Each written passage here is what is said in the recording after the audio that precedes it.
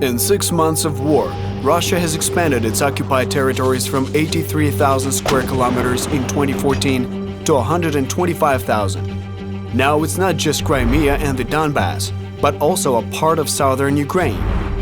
This territory is larger than the Czech Republic and Slovakia put together, or Switzerland and Austria combined, or almost as large as England.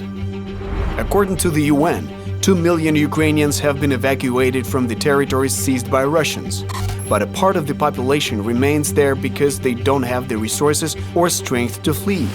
What is going on in the occupied territories? Obviously, the supply of basic products and goods in these cities has been disrupted. The prices have soared due to a shortage of the most essential things. The Russians are gradually introducing their currency. The strongest currency in Kherson, for example, is cigarettes, according to the locals. There are very few opportunities to earn money. Communication systems are disrupted.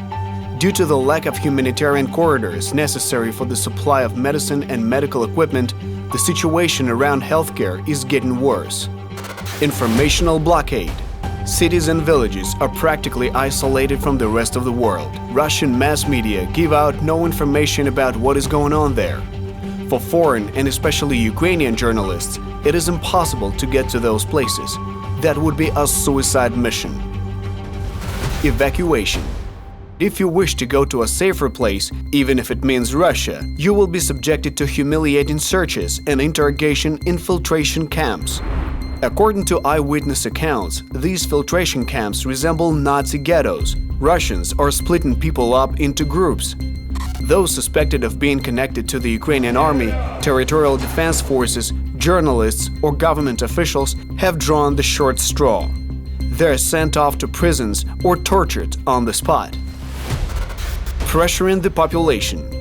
The occupiers pressure the locals to obtain Russian passports and re-register in accordance with Russian legislation. People left without jobs or pensions are rewarded with 10,000 Russian rubles for complying. Russia is attempting to force officials, medics, and teachers to collaborate, as well as farmers whose harvests provide at least the minimal necessities for life in these settlements.